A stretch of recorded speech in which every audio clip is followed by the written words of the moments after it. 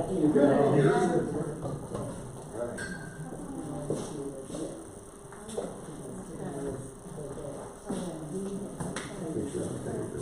right, good evening, everybody. Good evening. Good evening. We're going to go ahead and start, just because it is 7 o'clock and past, and we do want to get through, and I think it'll be good. I'd like to start out with the scripture reading from Romans chapter 1. So it says, Paul, a servant of Christ Jesus, called to be an apostle, set apart for the gospel of God, which he promised beforehand through his prophets in the Holy Scriptures, concerning his Son, who was descended from David according to the flesh, and was declared to be the Son of God in power according to the Spirit of holiness by his resurrection from the dead, Jesus Christ our Lord, through whom we have received grace and apostleship to bring about the obedience of faith for the sake of his name among all the nations, including you who are called to belong to Jesus Christ. Then a few verses later, Paul says this, For God is my witness, whom I serve with my spirit in the gospel of his Son, without ceasing, and mention you always in my prayers, asking that somehow, by God's way, I may now at last succeed in coming to you.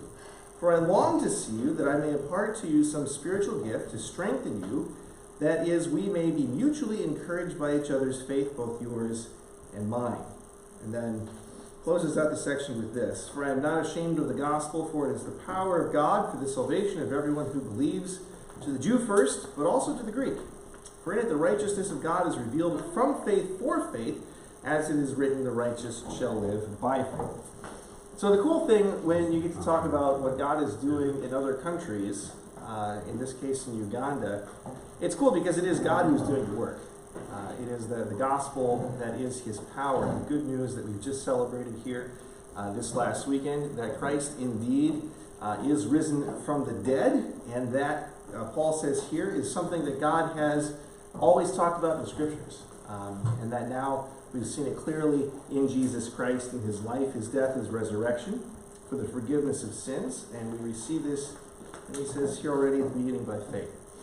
And so it was really wonderful to go through this book with the students there in Uganda and to see what God is doing through that. And it's a wonderful opportunity to share that with you tonight, so that we can be mutually encouraged by each other's faith, because they take a lot of encouragement from us here, and we ought to in turn be encouraged by what God is doing there.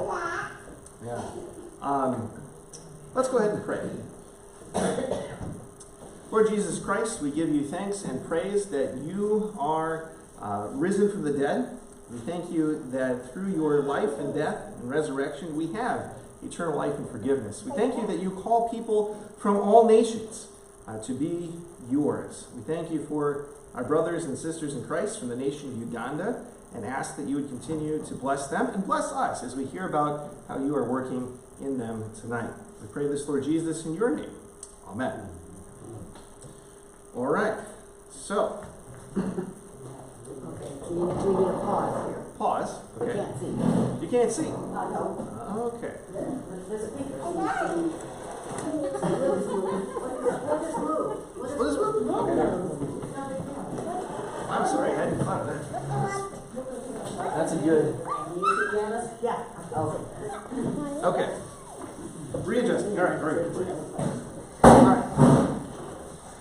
So there was an article, this came out, I think, at the beginning of March, so it was right after I got home. And this is the title of it. This is an article from NPR. Does American TV ever mention Africa? And this was based on research from folks at USC combing through thousands of hours of television to determine what kind of representation Africa has on American TV. So, you can see here that the 5 most mentioned countries on American TV are Egypt, okay. No surprise, I guess, South Africa, Kenya, Wakanda, and Congo.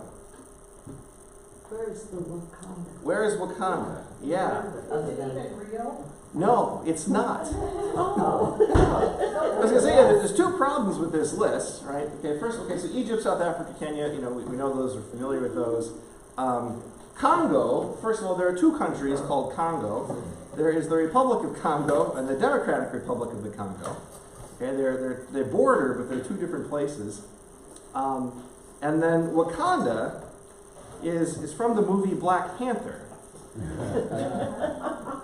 It's where that movie happens, where it mostly takes place. So that's,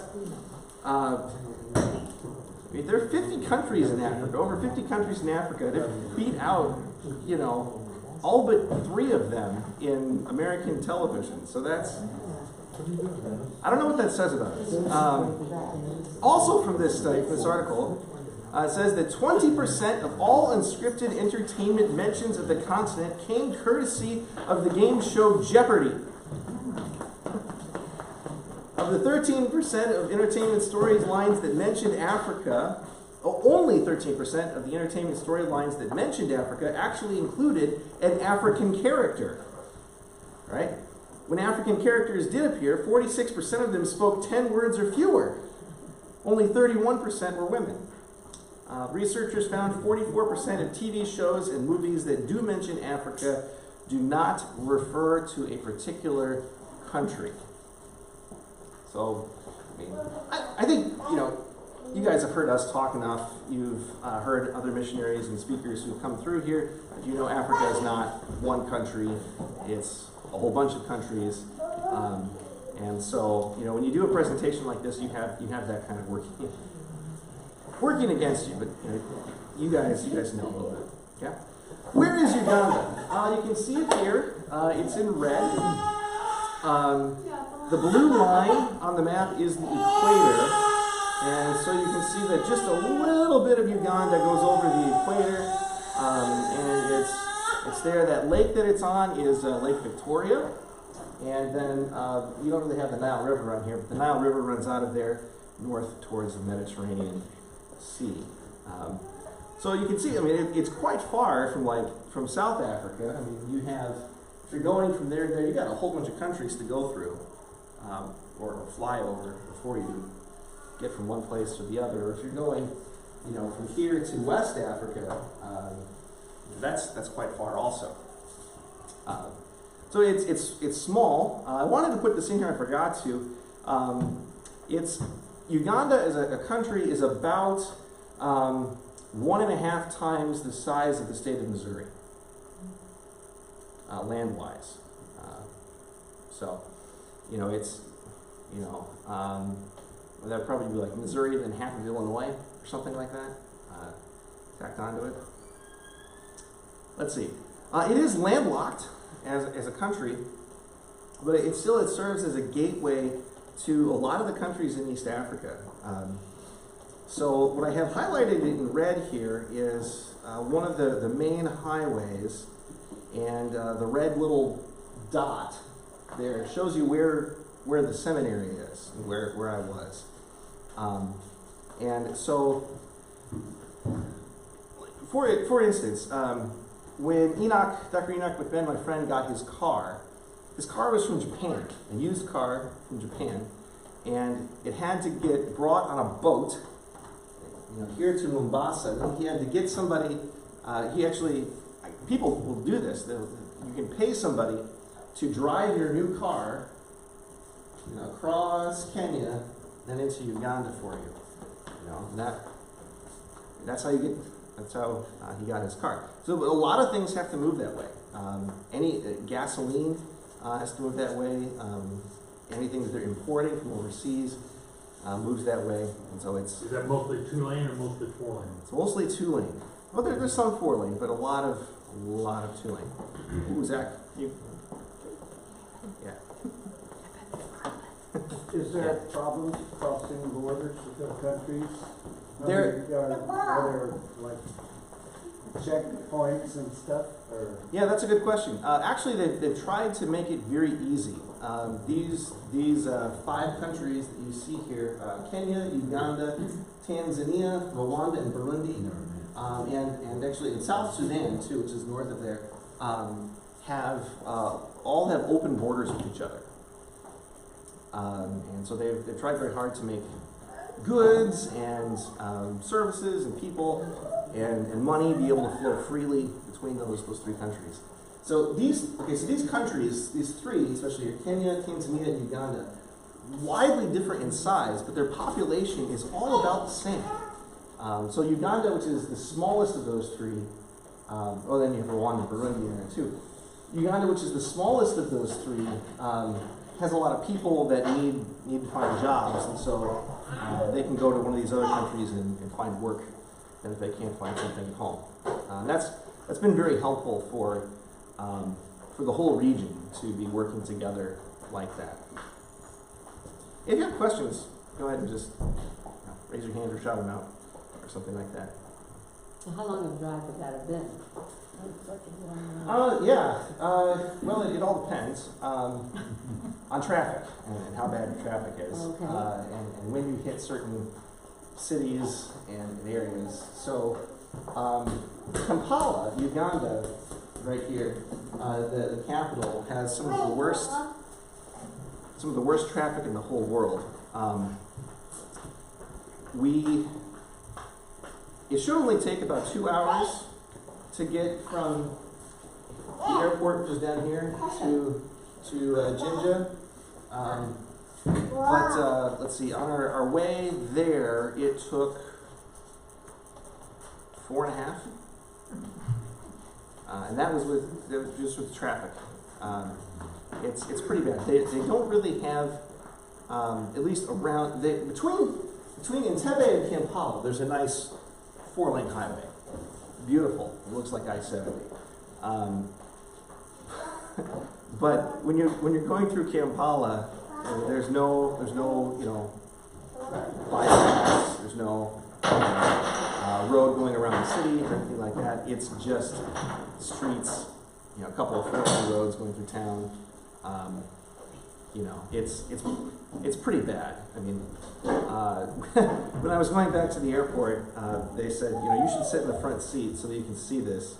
And it was just, it was like playing a video game or something where you're driving through just ridiculous traffic, and it was,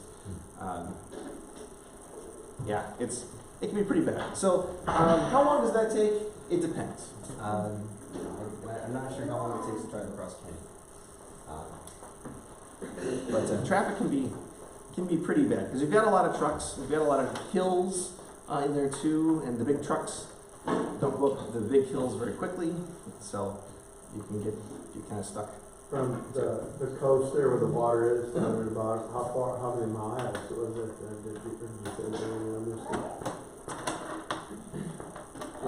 That's a good question. I should have measured that. I don't know. It's A long ways. okay. Yeah. Okay. So think of Uganda is a little bit wider than Missouri, so maybe like from here to St. Louis. further, I'd say. Missouri is 240 miles across, east to west. Okay. So if this is maybe 300, looking at maybe close to 900. Like if you're going from here all the way across. 2-day drive. That's quite a drive. That's quite a drive. Yeah. So how does the guy get over there to bring his car back? Takes a taxi or flies or something. Takes these, they have minibuses or a bus or something like that run that route. You see all these buses where they're going. Some of them go, wow, you're going a long way. Actually, on that bus. So people travel a long way, drive a long way, and you have a lot of shipping containers. And I was wondering as I was driving up and down these roads and thinking, watching all these trucks with these big containers, and I wonder if any of these containers have ever been by Emma before. I bet they have, at least some of them, with all the containers that go down I-70. Not much rail. Well, they're working on improving that. So, and actually, it's the Chinese government is working on building railroads. So there is a railroad that just opened up that goes from Mombasa to Nairobi, and they're working on extending it to the close to the Ugandan border, and that will help a lot. there's a narrow gauge one that really twists and turns its way through. But I mean, that doesn't move a lot of stuff.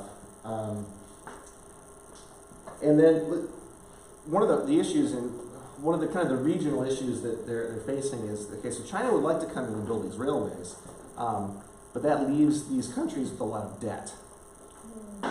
And so, is it worth taking on that much debt to build these railways? Because basically the Chinese are financing it, and they're also providing the labor, a lot of the labor and the equipment, and everything is being made there. So it's kind of like the Chinese paying themselves and they're getting paid back for it too. So they're wondering, is this really worth it? So Uganda hasn't quite signed on to it yet. They'd like to build, all the way across the country, kind of in a similar pattern to those roads. So we'll see what happens with that in the future. Now that I have a concept of your distance mileage-wise, that Lake Virginia. Lake Victoria. Okay. It's huge. I knew it was a B word. Yeah. That's really one large lake of water there. It's like the second or third largest lake in the world. Wow. Second largest? Second or third, I forget which one. It's you have the Caspian Sea, and then Lake Superior, I think, is a little bit smaller.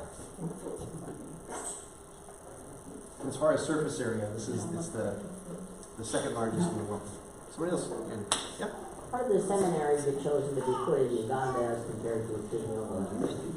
Oh, well, Kenya already has a seminary, and the Ugandans wanted their own. Kenya already has one. Kenya already has one, yeah. Seminary. Kenya has had one for a long time, so Uganda has wanted to have their own, and now they do. And it's a good thing. That'll come a little bit later. Here's some other things about the population of Uganda. 40 million people. One of the fastest growing populations in the world. It's kind of up there. You can see this is the population pyramid, where okay, so like at the bottom, that's the bottom layer, that's the kids who are 0 to 4, and then you just go up. The United States looks like this in comparison. It's not a pyramid or a sun thing. It's like this. And actually, we're kind of starting to not even replace ourselves in the United States. So it's a very young country. The average age below 16. 85% Christian, mostly the Anglican Church, the Catholic Church, some Pentecostals. About 13% of the country is Muslim. About 2% belongs to other faiths. Quite a good representation of the Hindu faith. There are people who came over from India under the British colonial rule, and a lot of them run the shops and the stores and things like that. It seems to be that wherever Indian people go in the world, that's like their thing, what they do. They do a good job at it too. What's our percentage in the United States for Christianity? About 73. What is that high? About 73, yeah. Yeah. And it's interesting because it's not like, so there's 50 people groups then within Uganda, and it's not like, this people group is all Muslim, this people group is all Catholic, this people group is all Anglican. It's all kind of mixed together. In your people group, you might have people who belong to all three of these different faiths, or 4, or even more than that. But there's no unchurched. Is that what you're saying? Or is this percentage of the church? This is total population percentage. No unchurched? Yeah, not really very much at all. I mean, it's Ugandans are very, very, very religious people, very spiritual. What else was I going to say about this? Oh yeah, with Muslims, just kind of, they definitely think of themselves as a Christian country. 85% of the people being Christian, you can see that.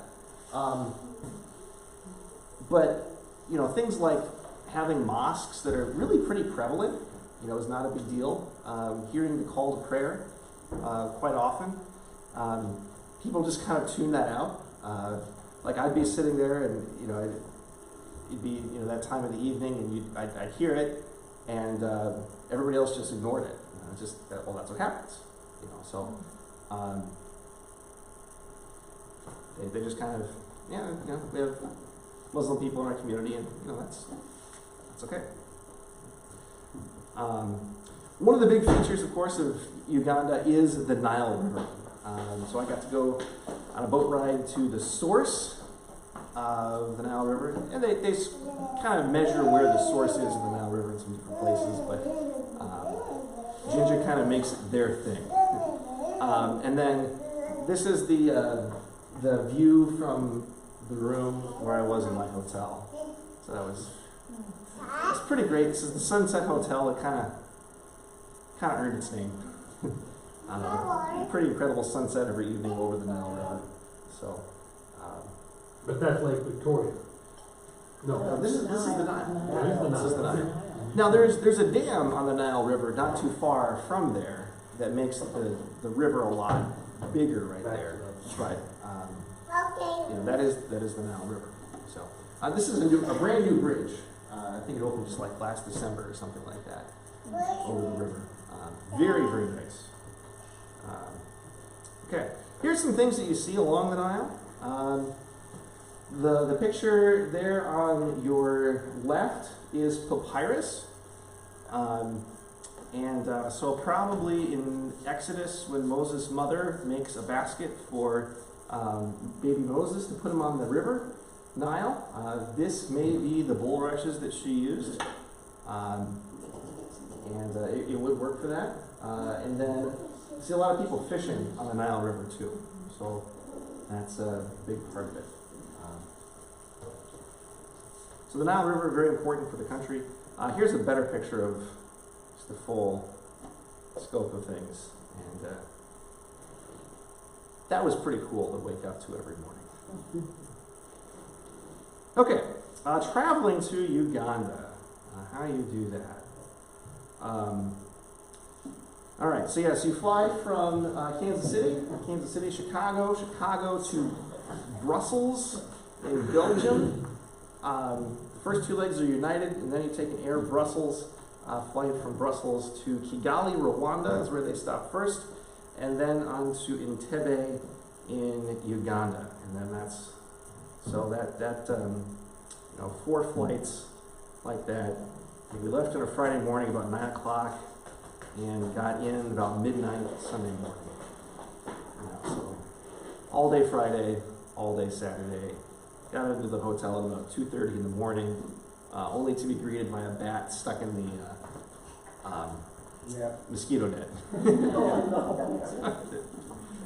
Call somebody from the front desk to come chase a bat out of the room. So is that their time that you arrived? Yeah, their time, which How is... many hours of travel? let's see, okay, so 12 o'clock Sunday morning would be about, it was an 8-hour, 9-hour difference? It was 9-hour difference, wasn't it?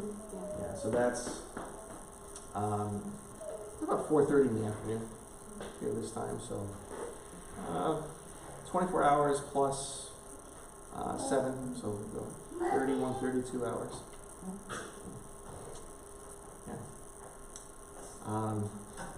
By the way, I've also noticed this.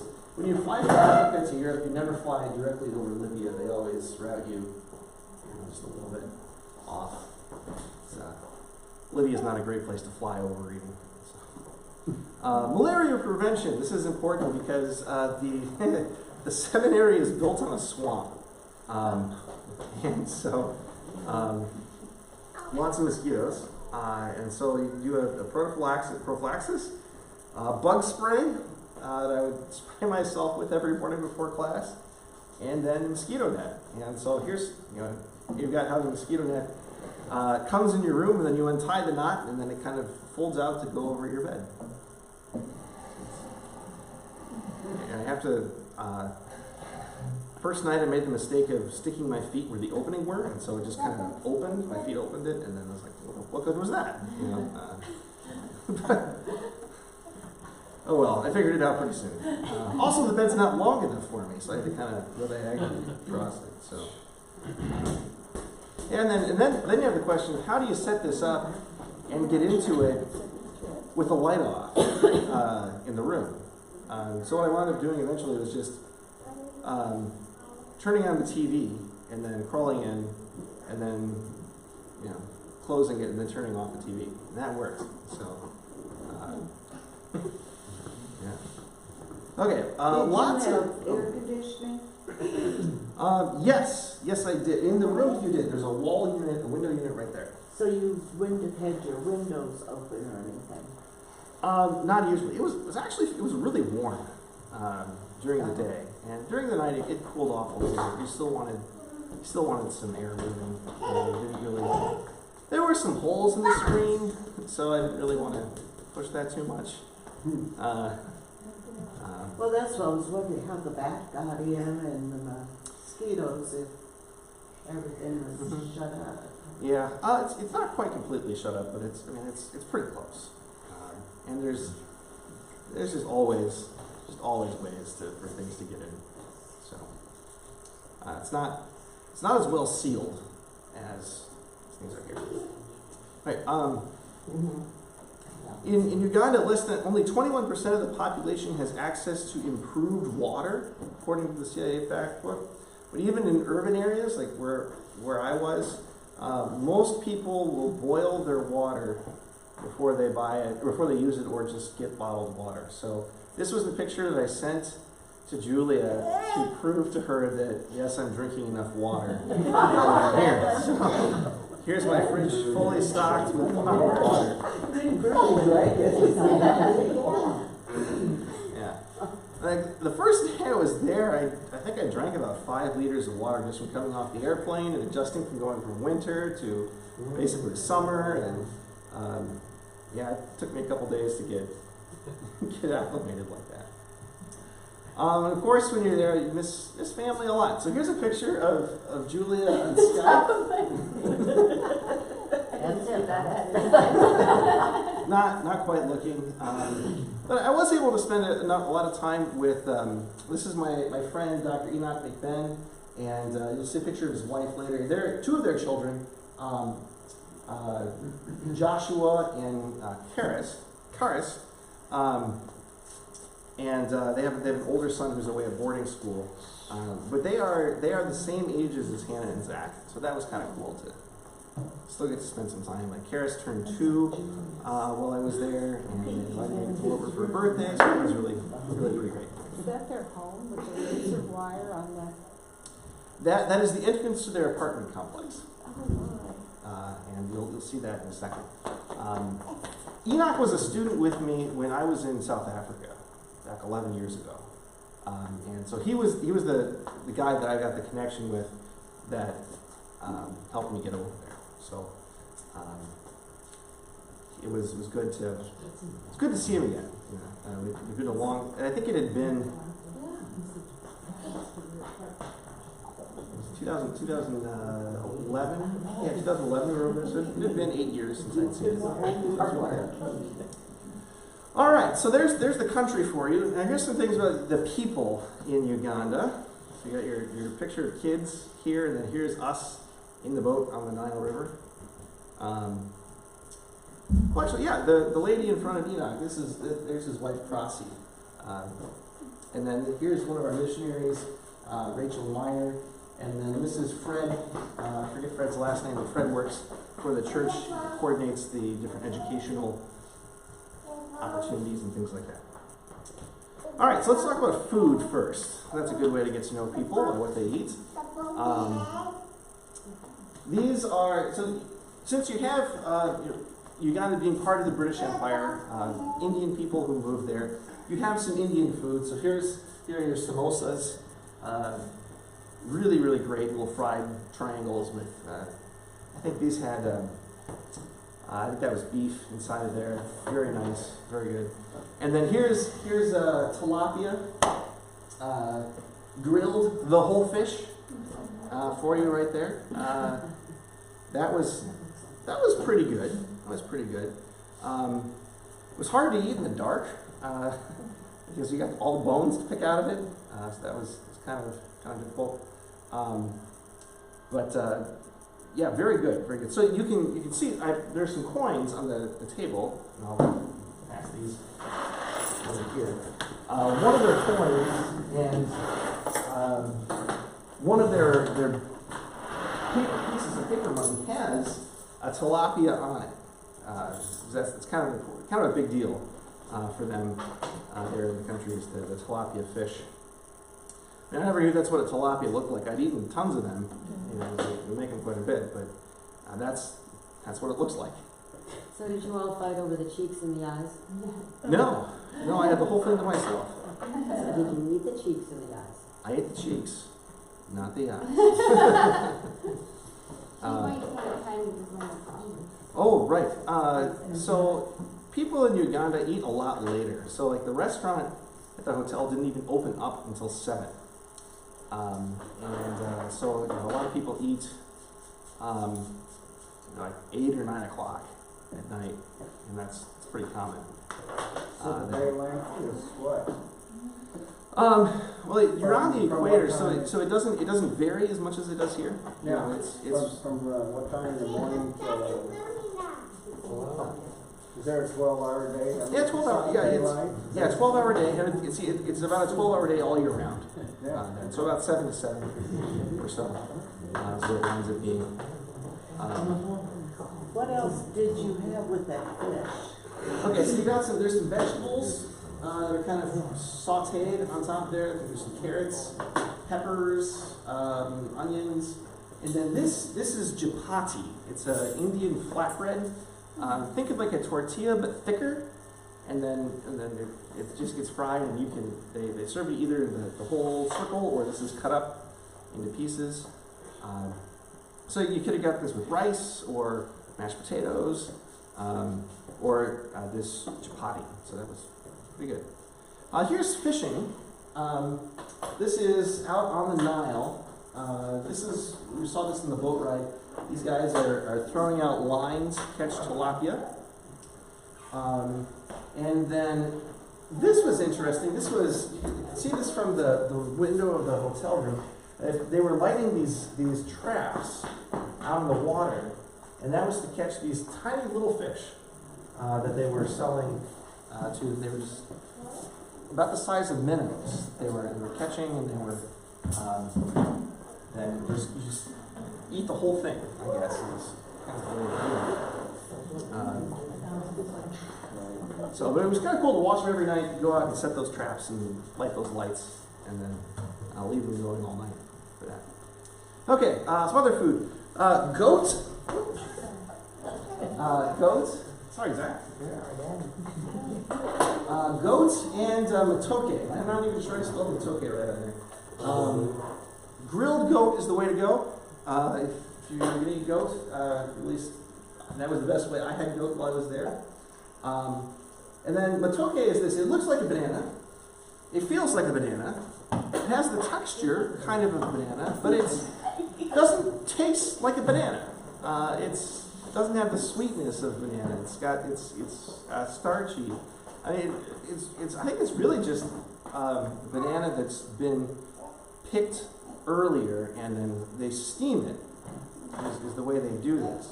And so it took a while, and I couldn't. I mean, you hold this thing and you're expecting banana, and it's not a banana. So you have to tell yourself each bite, this is not a banana. This is not a banana. This is not a banana. And So do they eat it as a fruit? Do they eat it as a vegetable? eat it as like a vegetable. It's like a starch, or they can eat it. They eat it like this. You just with out of the peel, or they take it together in a pot and mash it up, and you kind of have it like mashed potatoes. So the currency is shillings and pounds, like in. Yeah, the currency is shillings, and then well, it's just shillings actually, because it's about 4,000 shillings to make $1. So you don't, to make $1, to make $1. So you don't really break it up beyond that. So like, Say 4,000? sorry, yeah, about 4,000 to make $1. So the biggest denomination of currency they have is a $100,000 bill, and that's about $12.50 or something like that. Yeah.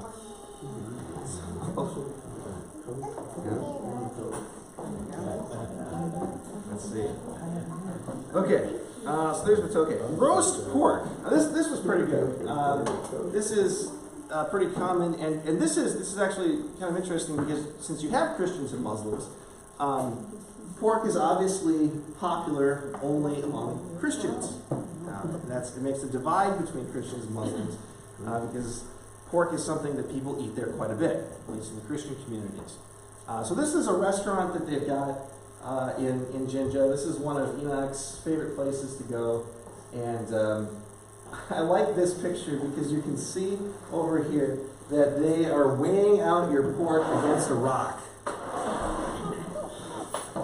So it's like, okay, do you want the big rock or the small rock? What do you want? It was really good. It was really good. So you have the pork fried. There's some cabbage in there, and then the matoke again, which looks like the bananas, and then really, really pretty good stuff. I didn't include a picture here. This is a restaurant. This is all they serve. This pork dish, and they had these chickens roaming around the restaurant. It was like the chickens walk through here without fear because this is a pork restaurant, and they know they're safe. So, okay. Here's some things with farming. A couple things here. Quite a bit of people raising cattle. Here's a guy, I got to visit his farm. I think he had about 15 cows or so on a couple acres of pasture ground that he had.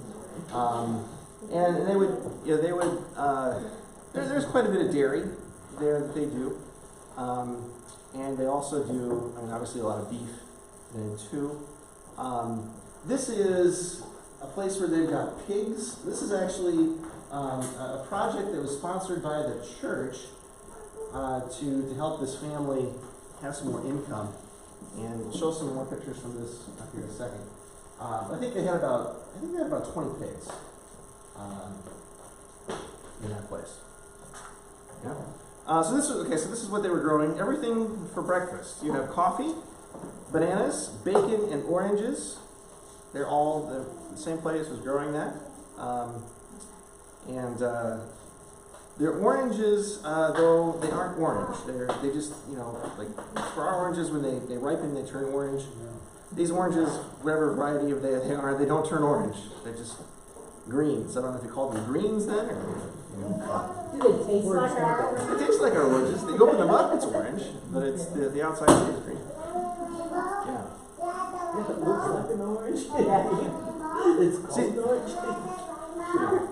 Their pigs are awful thin, or is that just the picture that looks That's a sow. sour?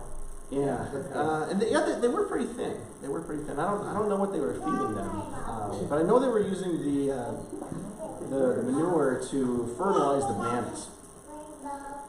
And no wonder they taste strange. Yeah. I didn't ask them that, what they were feeding the pigs. Bananas. I learned more about. Oh, I'm sorry. Not garbage. Maybe. I don't know. I didn't ask that question. I imagine probably. Scraps and things. Before I went to Uganda, I didn't know how bananas grew, and now I do. Maybe you guys know. Bananas, you have these big stalks that grow out of the ground, the big plants, and the way that you get a new plant is that it starts as a sucker that shoots out of the roots of an old plant. And so then you take that and you transplant that somewhere else.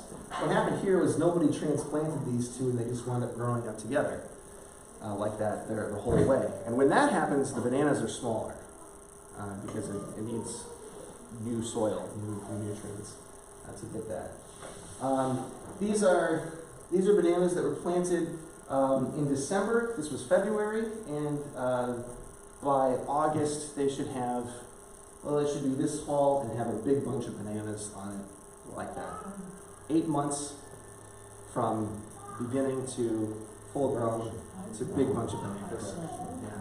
Yeah. That's how fast it grows. This is my friend Peter Maganda, Pastor Peter Maganda.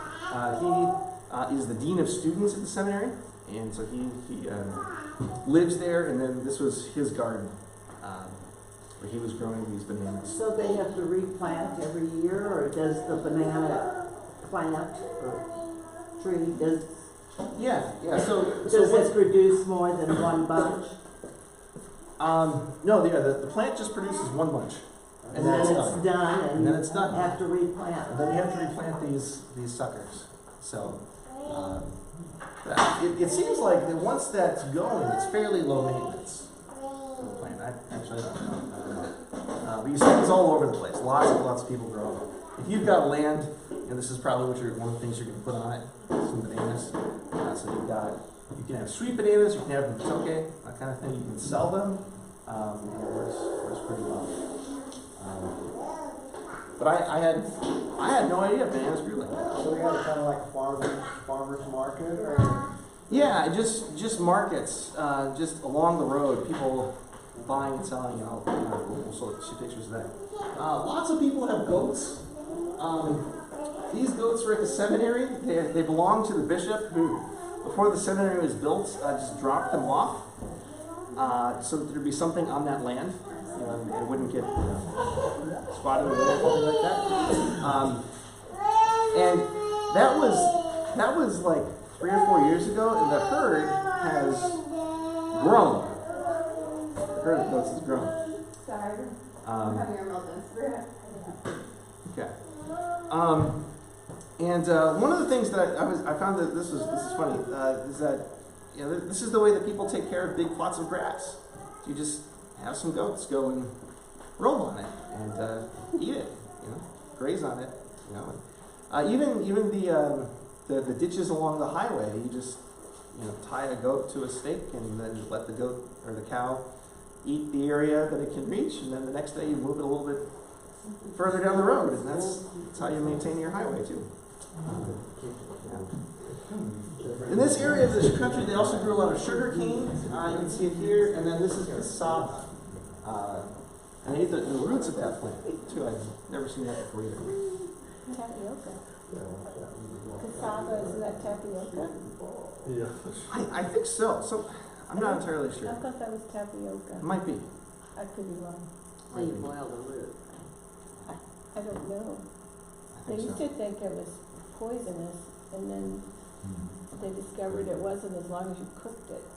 I don't know. You know that info. Let's see. So this is pictures of the roadside, and you can buy almost anything on the side of the road in Uganda. So here's just some common things. Here you got a big bunch of bananas. You got some tomatoes, some mangoes there for sale. So fruit's pretty common to see on the side of the road. You got some more here, some tomatoes, some other fruit. There's some pineapple there. More bananas. Airtime for your cell phone.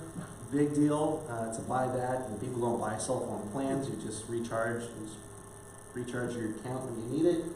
And you got all kinds of cell phone companies that do that too. And then this was pretty incredible. Furniture. People just build furniture, sell it from the side of the road. Or even like metal gates and doors and things like that. People weld that there sometimes in their front yard and then sell it, on the side of the road. You get chickens in every stage, from eggs to grilled, and everything in between. You could even buy a coffin on the side of the road. So, you got people building furniture. It's usually the same people building furniture that build coffins. So, I had to take a double take. That took me a couple days to catch that. I was like, is that really? That's a coffin. Wow. People were selling on the side of the road. But hey, why not? Right? It's people are going by there. fact, in Kampala, this was brilliant. This was a brilliant business model where the traffic is so horrible. You have people going up and down the side of the highway, selling drinks. They're selling cold drinks to people who are stranded in traffic. It's like, that's a good idea. You know, I get that. Or people selling grilled chicken to people, you know, stuck in traffic. You know. Is this that highway you had highlighted before? This is the highway. Yeah, this is the highway. This is what it looks like on the side of the highway. Right. And I mean, you know, so the settlements and cities kind of stretch along that highway outside of town. You know, so that you have a lot of people kind of piling on next to it. Getting around. Okay, so here's the gas price first of all. So that's about $1. I think we came up with about $1 a liter, a little bit more than that. So it's about $4 a gallon for gas there. So gas is kind of expensive. A lot of trucks on the highway, and they do drive on the left side of the road too. So that's why the trucks coming into that way. A lot of people ride motorcycles. They call them bodas, and it's not uncommon. Here you can see 3 people riding on each of these motorcycles. So, including here's a guy and then a woman and her child riding there together. You know, so you know, however many you can squeeze on there, that's how many seat there is. Yeah. And then for ladies, if you're wearing a longer dress, then you just kind of ride side saddle like this. So.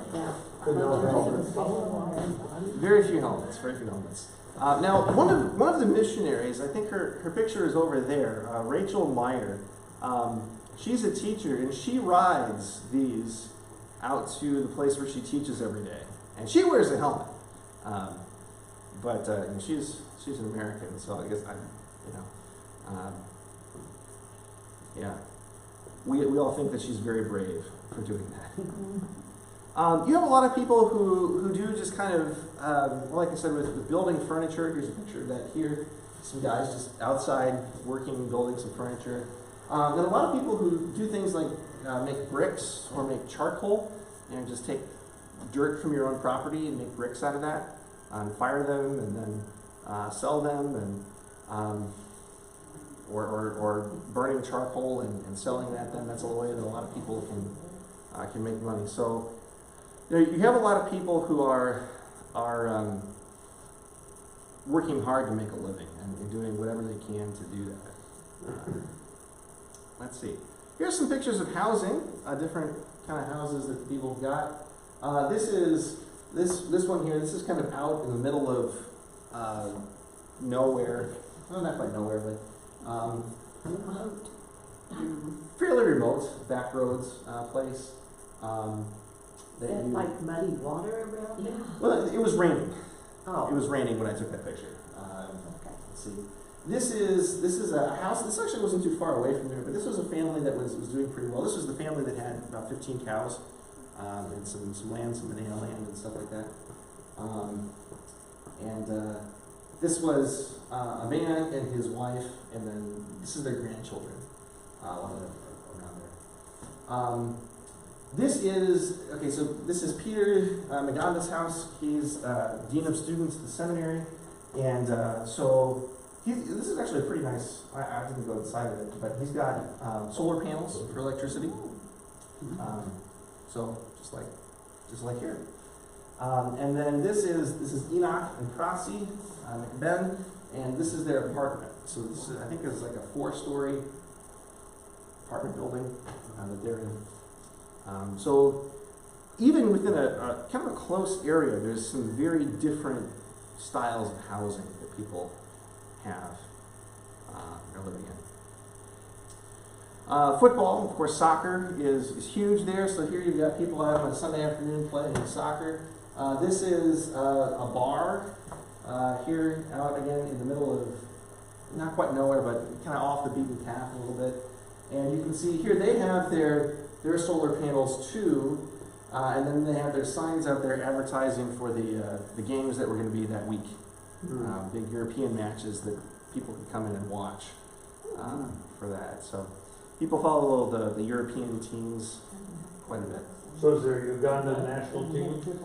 There is, yeah, but the European teams are a lot more exciting. And there are a lot of African players who play for those, so they wind up following those quite a bit. No Cardinals fans? Yeah, no Royals fans either. You didn't convert them all? No. This is one of my favorites. This is in Jinja. Because Jinja is a town, it's where I stayed, where Enoch lives, where I spent a lot of the time. It's a town of about 40,000 people, so Sedalia size. And here you've got a flock of goats just kind of meandering through the street. I think there was somebody up there kind of monitoring them, but just a whole bunch of goats. And there was one sheep in there, a whole bunch of goats with one sheep going up there too. And then it was the end of the corn season, so I didn't get a good picture of this. Here you've got space between somebody's wall of shrubbery and then the road, and someone else has come in on this space and planted corn. And grew the whole way, and they harvested it, and now they've cleared it off for most of it. So, no space wasted there. Okay, so that's the country, that's the people. Let's look at the church a little bit. The Lutheran Church of Uganda only began in 1994, or 93, 94, somewhere in there. Now they have 150 congregations, around 50,000 members, 25 elementary schools, 1 secondary school, and it's pretty exciting to be there with them and to be listen to how they're talking about it. Like, one of the first days of class, the first day of class, I asked my students, tell me about your church back home, the people who sent you. If you had to say one thing about them, what would you say? And they said, one of the guys very clearly said, a bunch of them said, we are sharing God's word. That's the thing that defines their congregation and what they're doing. So that's pretty cool. Another time I asked the students, your second year students, you're going to go out in vicarage next year. What are you excited about for vicarage? And I remember one guy goes, church planting and evangelism.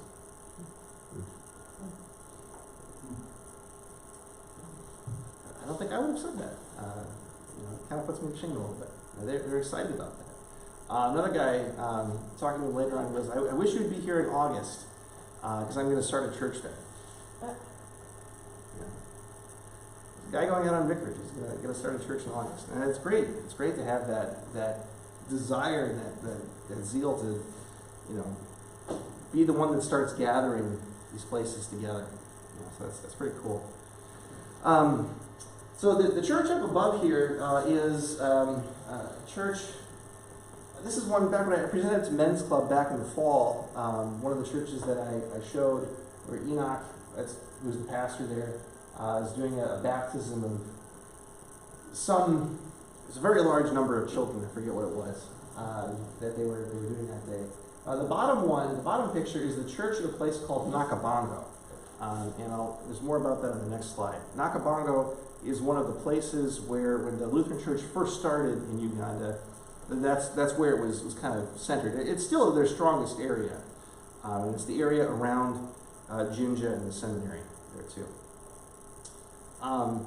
There's ministry going on in rural areas and in urban areas. Now, so the picture on this side, this is in a rural area where it's a little bit easier to get land and to build things. So that's not too hard, and to be very visible then, which helps a lot. In urban areas, it's a lot harder. So this is also Enoch here. This is the place where he serves on the weekends, Emmanuel Lutheran Church in Jinja, which has been going for 3 years, and they have about 20 people in worship, 15, 20 people in worship. They're worshiping in a classroom in a public school right now, and that's the first place they got to go to church. And it was really nice, because even though they've got just 15, 20 people, man can sing. So it's pretty great.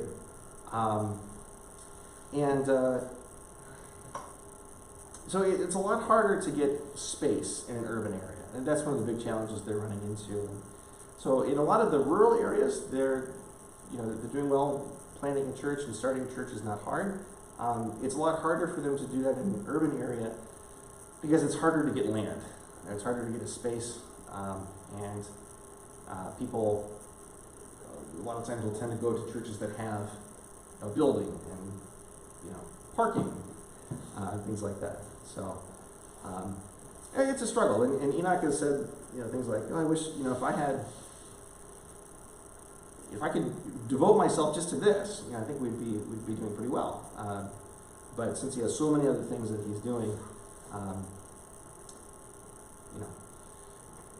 we have that happen here where it's just kind of like, okay, how do you spend your time as a pastor? What are you asked to do, and what are the important things? So it's a hard thing.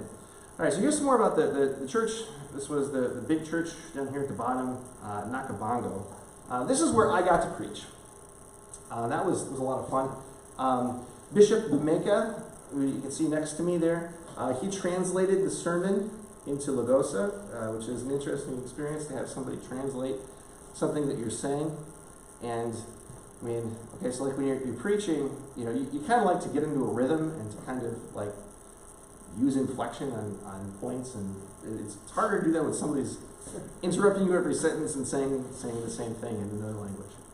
But it was good. It was a good experience. I'm glad I got to do it. Very, very cool to do that. The pastor there, his name is Bernard. This was the second Sunday that he had been there after being ordained. That I was there. So, and this is a large congregation, a very large congregation. That you saw the big church that he's being put in. They have a large primary school there, so like an elementary school for us, and then they have the only secondary school in their church there too. And so you have a lot of kids in that church on Sunday morning, which is pretty cool. Did I miss something somewhere? He is the pastor of that church. Yes, this guy is. Yeah. Okay. What is the bishop? What Is is that like the president of Yeah, our yeah, district? kind of. And he serves a congregation in Kampala, in the capital, too. But they also have a vicar there. So a lot of Sundays he's other places traveling. And since I was a visitor, he was there too. This is the church where they do all of their big events because it's their biggest building. So bishop would be like the one that's at the top of all the rest. Yeah.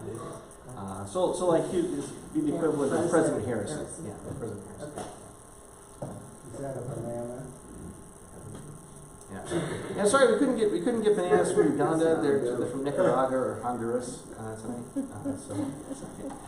Okay, so here are some of the future plans for the Lutheran Church in Uganda, some of the things that they've stated that they want to do. These are all there's a book there in front of you here that from Susan that has an overview of their whole church body. It's pretty cool. It's from last year, or even the year before, so it's a little bit, some of the numbers are a little bit out of date. They've grown since then, but it's still got some good information. So here's what they're trying to do. Establish more churches. So they have 50 now, and they'd like to get, 150 now, they'd like to get a lot more. They'd like to put a new church in Kampala, a new church building. They've got a congregation there now, but I think they're renting, they have space that doesn't really look like a church, and doesn't have a lot of parking, so if we need something new. They'd like to put a secondary school in every region of their country. I think they divide that into like 6 or 7 that they'd like to have. A primary school in every congregation is a goal that they'd like to do. For every church to have its own school would be pretty cool. They'd like to do, I think they already have some of this going, a microfinance program. So like small loans to people to start little business things, and then they pay that back, and then that money gets reinvested with somebody else, and they just kind of keep that going. They're also working to provide clean water and health care in some of the rural areas too. So they have some projects where they've dug wells, and they have a few places where they have clinics to do that, work that too. This is Pastor Raymond, I don't remember how to say his last name. This was from Palm Sunday. So that's why they have all the palms, things back behind it.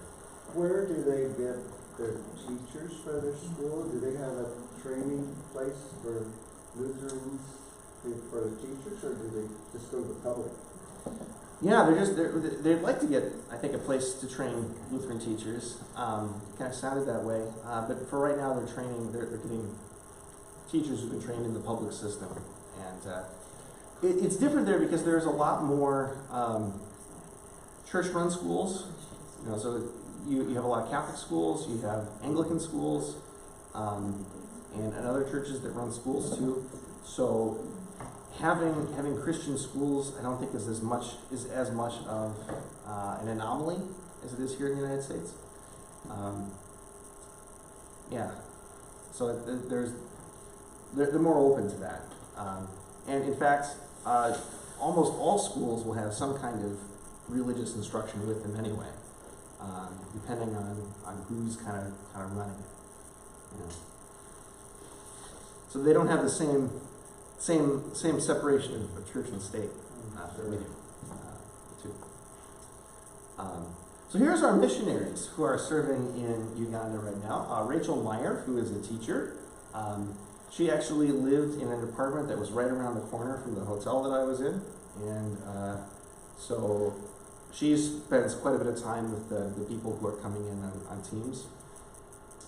And she's the one who rides the motorcycle out to the school where she teaches every day. Pastor Mike and Karen Shemp, they just got there a couple weeks ago, and so they're starting. He's going to be a teacher at the seminary.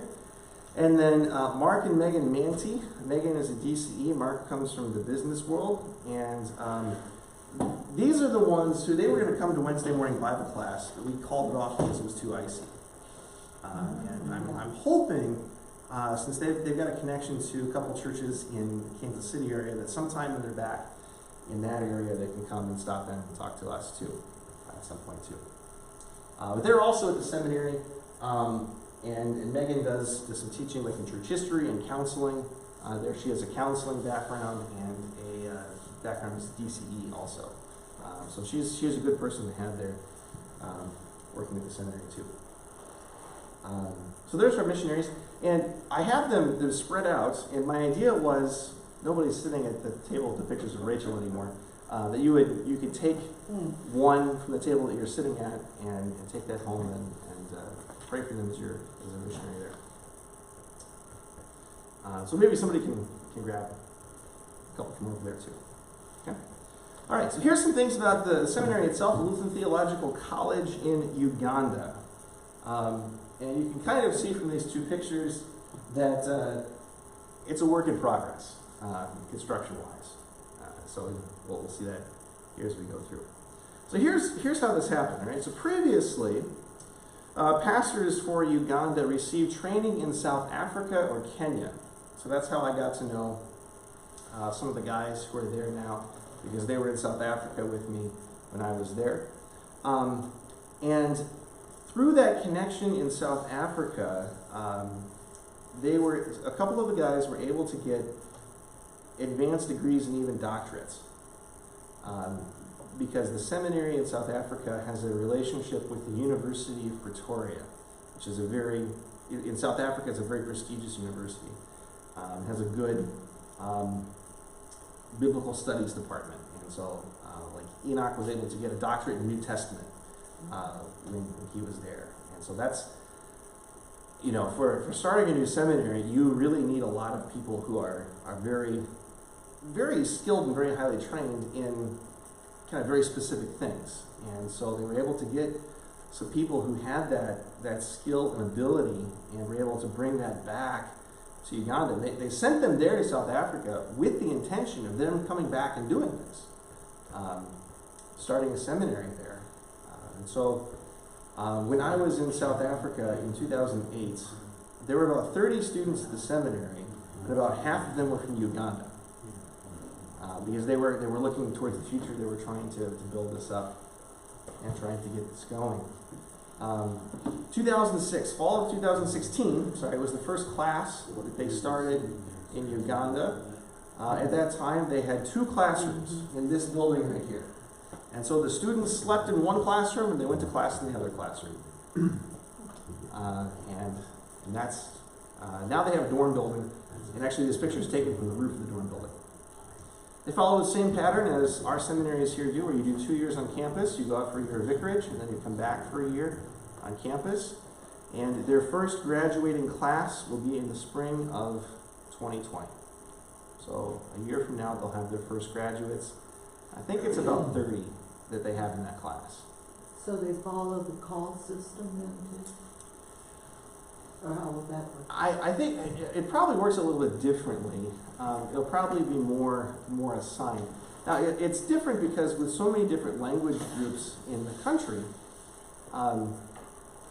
you know, like for me, or for the guys who are going to be assigned calls next week, you know, they could go anywhere in the United States. You know, that could happen. You could send them anywhere.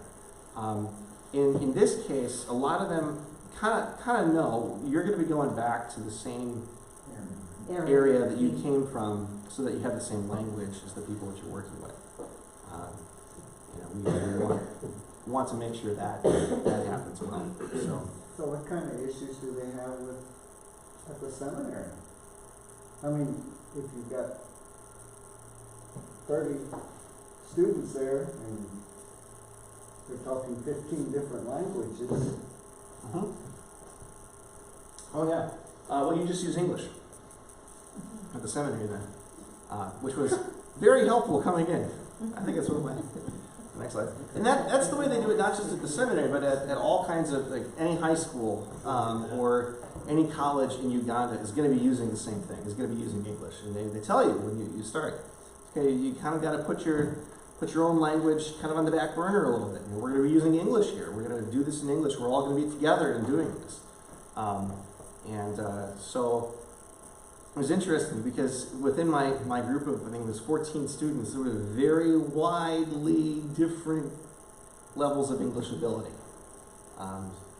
So that made some things interesting. Yeah. So here's the buildings that the seminary has. You've got a classroom building right here that's got 3 classrooms in it, and the way that they'll do it is there'll be one classroom for each year's worth of students. So there'll be a first year classroom, second year classroom, third year classroom. Here's what a week looks like or at least a week looked like when I was there for second year students, what they were going to be doing. So kind of shows you. So I mean, you know, it wasn't like you had electives that you could take. It's like everybody in the second year, we're all taking the same classes, and we're all bought out the same stuff that we're doing. Then the yellow building here is the administration building, that's housing the library right now. And then this building here, which is in the middle of those two, will eventually be the library. And I'll show you some more pictures of that. It's going to be a great library. Okay, so this is a gathering hall. It's not yet completed. And then this is the dorms to the building, to the seminary there as well. Right now they house about 50 students. When they complete the second story, it'll have about 100 students. You have space for about 100 students. So, the way that they do this in Africa, this is pretty common throughout the continent, is that you build as much as you have money for, and then you just kind of wait until you get the rest. You can see how they've this building, they've put up the walls, put in the windows, and it's been like that for quite a while, actually. And then eventually they'll get to the next stage, which is the roof on and plaster on the walls, more like cement kind of. And then finally, everything finished with paint and a floor and a ceiling. There's a picture of that coming up. Okay, a couple other things that they have. The kitchen is outdoor right now, and kind of saves a little bit on, you don't have to buy propane or gas or something like that. And then back here you can see there's a cornfield, and the goal is for the seminary to be able to grow enough corn for them to feed their students. Because that helps quite a bit with cost, too. As a student in Uganda, you eat corn every day. That's what lunch is. So, corn and beans. It's not bad. Okay, so here's kind of what it looks like from Google Earth image. Right now, okay, so this is the road, that big road. It goes all the way from the coast of the Indian Ocean all the way through Uganda. And this is actually, this thing right here, this is a weighing station on the highway. To get to the seminary right now, you have to turn off here, go down a dirt road, make a turn around this place, by this farm, go down this dirt road, down a hill, and then back up a hill to the seminary here. Eventually, they'd like to put an entrance that just goes right there. That's kind of a very low space, and so it would take a lot of fill-in to do. So you got the administration building, library building, classrooms. The dorms look like a cross. That's kind of nice for getting your future pastors to live a cruciform life, to live in a building shaped like a cross. Here's the house for the dean of students. That's where we saw the bananas earlier. Here's the hall, the building without a roof, and then back here is the cornfield that they have. So, and then this around here, it's not their property, but these are eucalyptus trees. They're growing. Okay, so here's an example of inside buildings that's unfinished versus finished. So the classrooms right now just have a concrete floor. That's something we were wondering about before I got over there. Is the floor dirt, concrete? What is it? It's concrete. They just have bare concrete walls and then kind of an open rafter system. Well, this is what it's going to look like eventually, where you have painted walls, a nice finished floor, and then a ceiling that's finished too. And this is part of the library right now. This is where all the stacks of books are going to be, and this is going to be beautiful.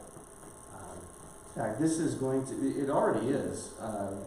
It certainly will be one of the nicest seminaries, certainly in Africa, and facilities-wise, will be right up there with a lot of places in the world, too. Does that one have the shape of a cross on the ceiling? Yeah, the shape of the cross on the ceiling. Isn't that cool? Kind of inset like that. It's going to be big library building, great classroom buildings. Peter told me, we are building for the ages. They're really building this to make this last. I was like, the buildings that I lived in at the seminary in St. Louis, those were 90 years old. Those are 90 years old now, so hopefully 90 years from now, this is just as even stronger than today. Okay, so actually teaching. This was interesting. First of all, you can see it in the last picture, huge blackboard across the front of the room. And that was great, because you could fit a whole chapter's worth of notes on that board. And it did squeak a little bit, and when you're on your first day of teaching and you're kind of nervous and everyone else is kind of nervous and the chalk is squeaking, it's kind of like, oh man, I think we're going to make it through this. It's going to be okay. But it was good. And so I think both pictures are from the same time. And so we're working on Romans 8 here, and we're looking at Bible passages about the Holy Spirit from the Old Testament. Now this picture, this is one of my favorites because the buildings are kind of open, And you can see, here's the door off here, and the door is open. So anytime you get a nice gust of wind, you know, anything out on your table is gonna blow. So here I've got everything on my desk weighted down with something else. You know, I got a book here, paper, I have stuff stuck under there just to kind of. So that was a problem I learned about very early. My time teaching there. Okay. So a little bit more about the class. All classes in English. I had 14 second-year students. We met for 4 hours a day. That's how we got through Romans in 2 weeks.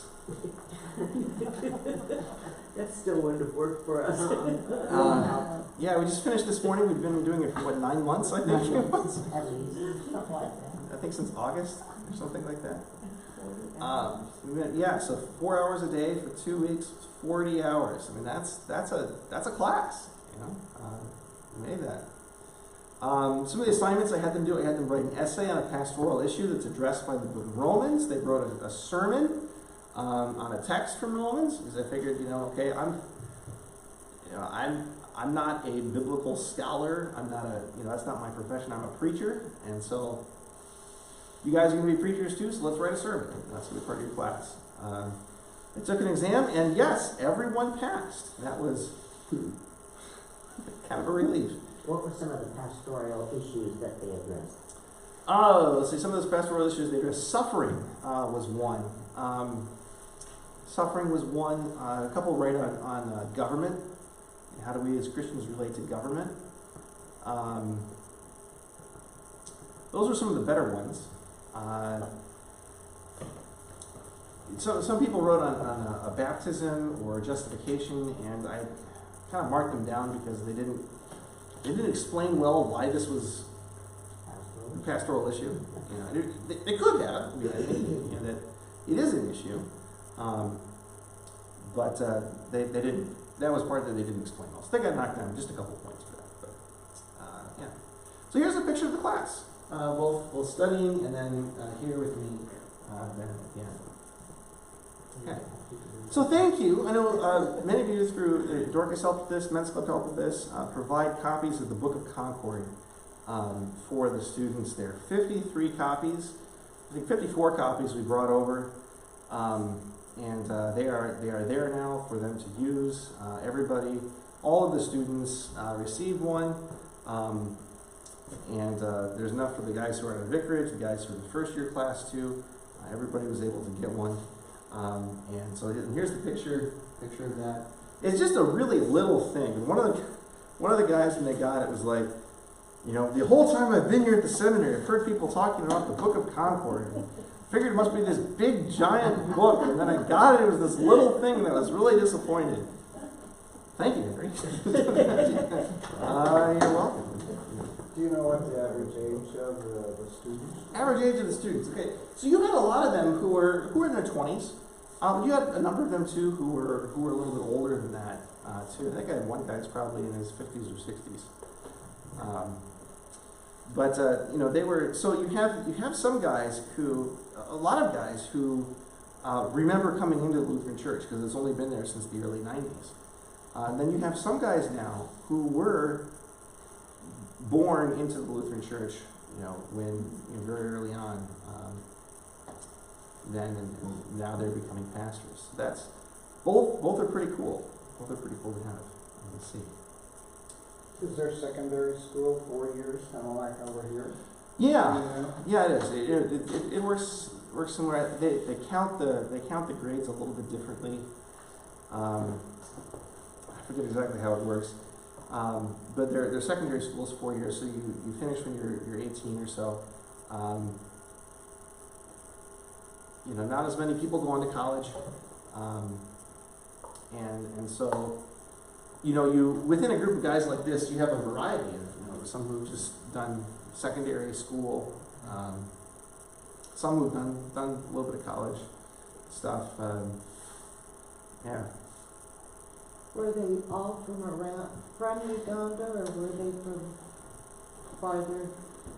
Yeah, good question. Most of them, were from Uganda. Now, one guy here I'm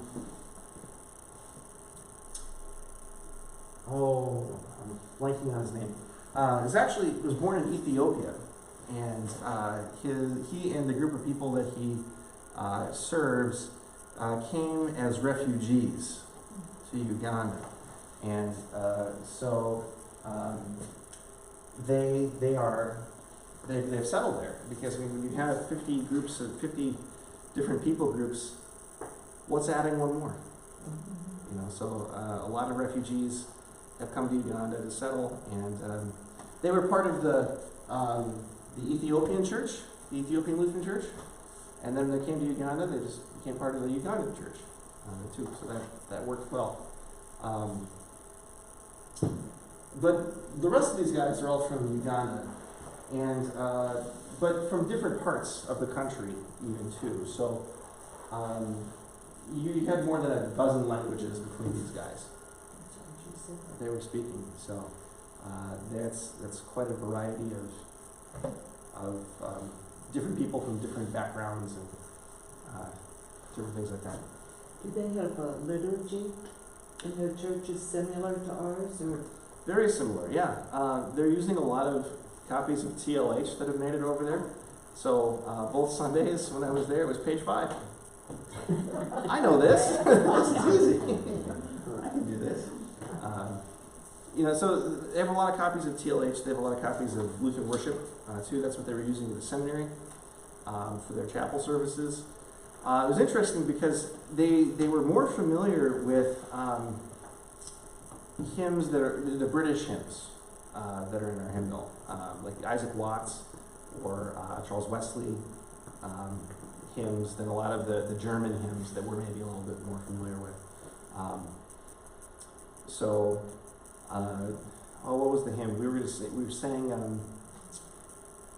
Easter hymn. We sang it on Sunday. Jesus lives, the victory's won. And they hadn't done that one, or really knew that one well before. Then we sang it, and they kind of got it, you know. So they're learning. That's one of the things that they're working on is learning learning more hymns too, so they can go and teach people then too. It was kind of hard because both of the Sundays that I was there, I saw churches that were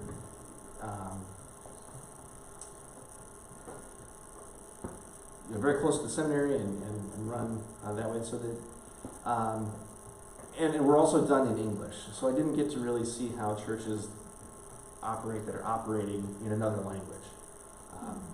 That's going to be an interesting thing. We had that here, kind of the language question of what language are we going to use.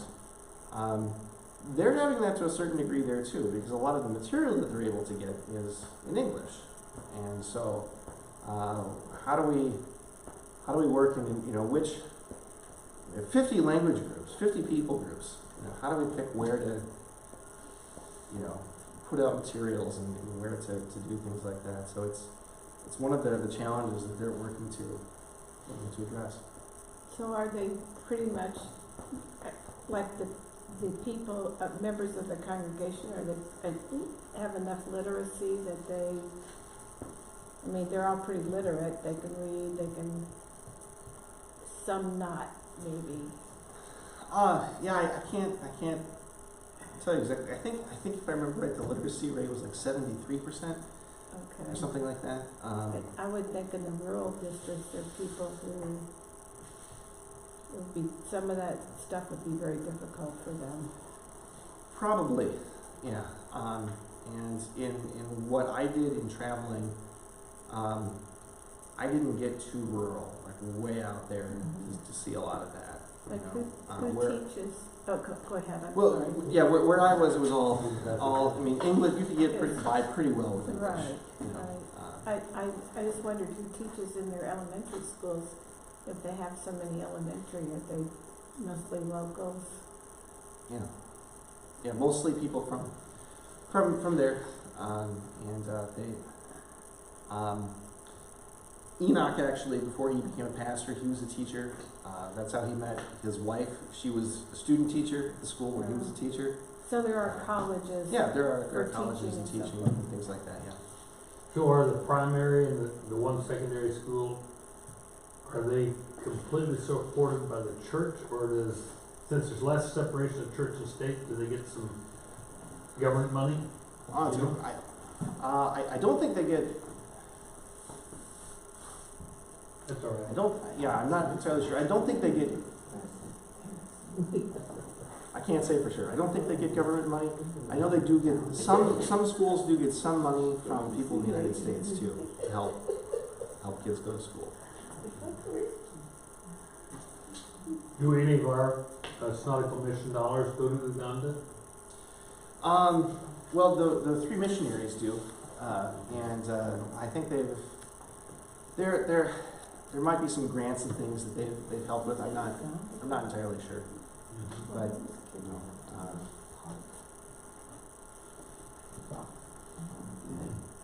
yeah, I was only there for 2 weeks. Far from where, you know,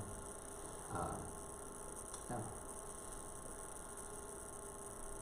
Is wealth still judged by the number of cattle you have and the, no, not there probably. Probably in some places.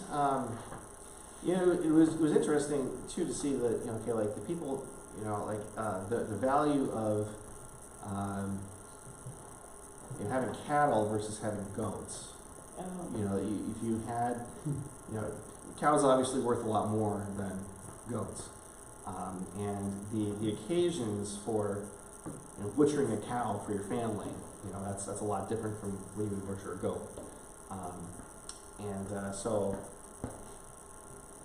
maybe to a certain extent, probably in some places more than others. I mean, I know that that's still something people try and do. I think it seemed like to have cattle. You've had all those doors open. Surely some of those goats wandered in. I wondered about that, if The goats anything. wandered in. Close. Yeah, I don't know what I would have done if they. That would have been Those fun. goats are like fearless and they don't really, yeah. Baptize them. Yeah.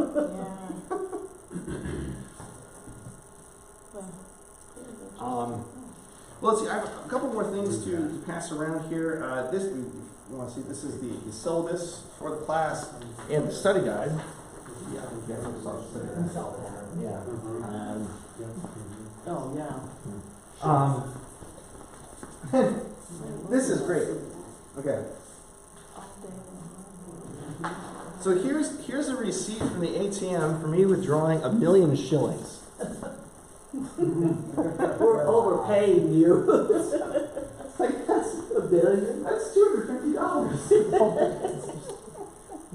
And then this is the receipt for the whole 2 weeks at the Sunset Hotel International. My bill came to a total of $1,600,031,240 shillings, which is, you know, about $400 for 2 weeks.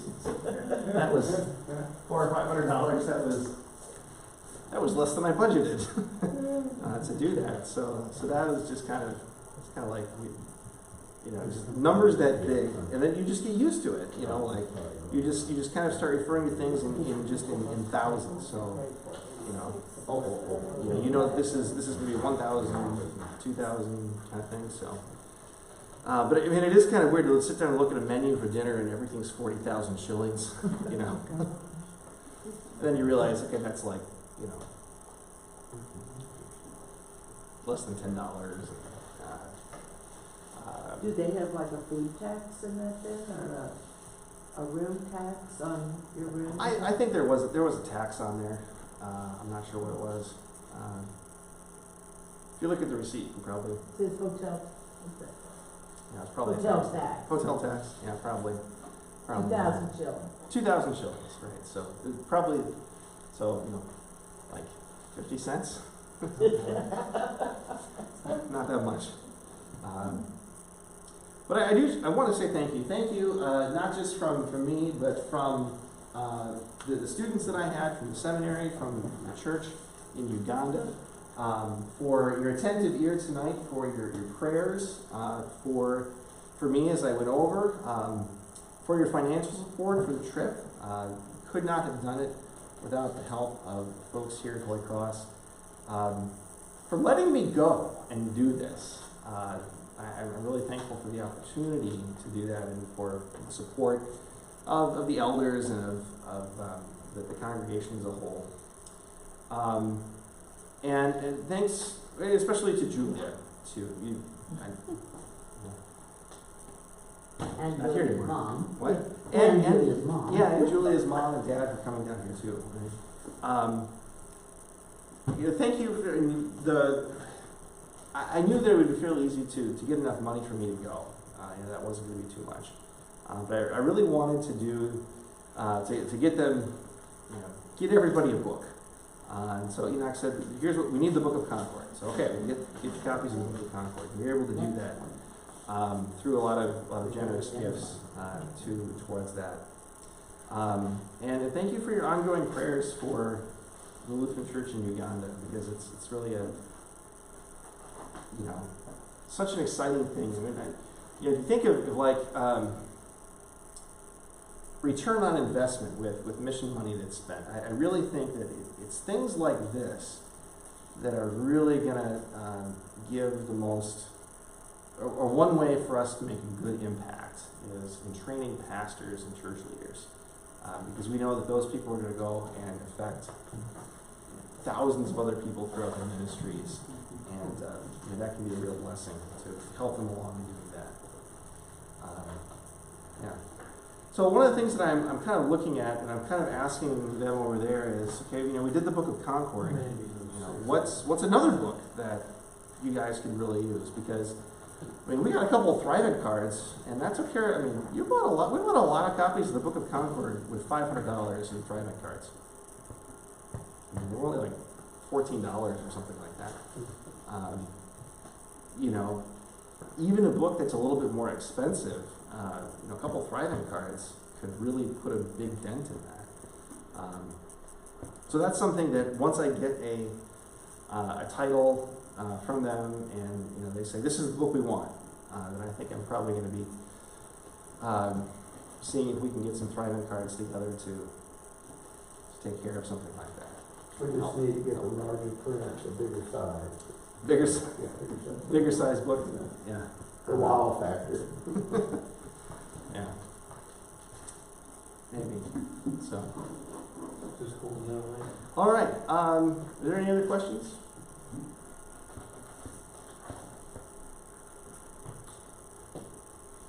I could answer about 6 of these. Maybe not even that many. Is that the exam? Yeah. The exam itself was multiple choice. So,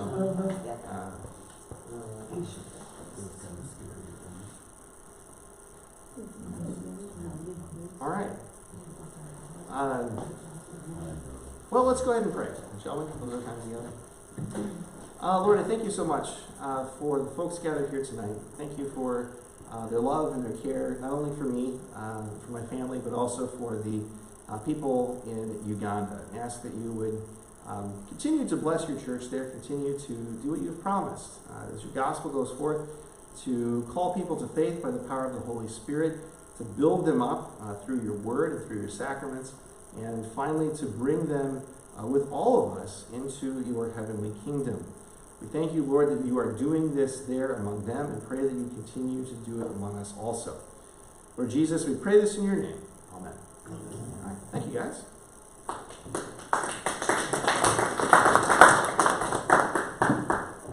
So do they have books for their library that they're building? Not as many as they need. Well, there you Not as many as go. they need, yeah. So, Whatever they need for their library. yeah. They've kind of set a bigger